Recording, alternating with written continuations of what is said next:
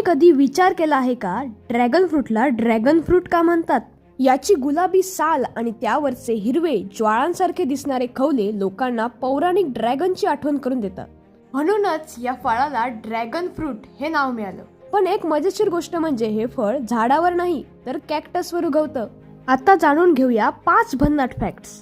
याचं फूल फक्त रात्री उमलतं आणि सकाळ होण्यापूर्वीच कोमजतं, म्हणून त्याला क्वीन ऑफ द नाईट म्हणतात. ड्रॅगन फ्रूटचा उगम मध्य आणि दक्षिण अमेरिका येथे झाला, पण आज व्हिएतनाम हा त्यांच्या सर्वात मोठ्या उत्पादक देशांपैकी एक आहे. यातील छोट्या काळ्या बिया खाण्यायोग्य असतात आणि त्यामध्ये फायबर भरपूर असतं.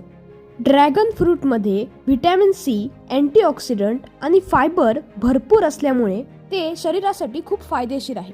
नाव जरी ड्रॅगन असलं तरी याची चव खूप सौम्य आणि हलकी गोड असते. खरंच निसर्गाने तयार केलेलं हे फळ खूपच वेगळं आहे.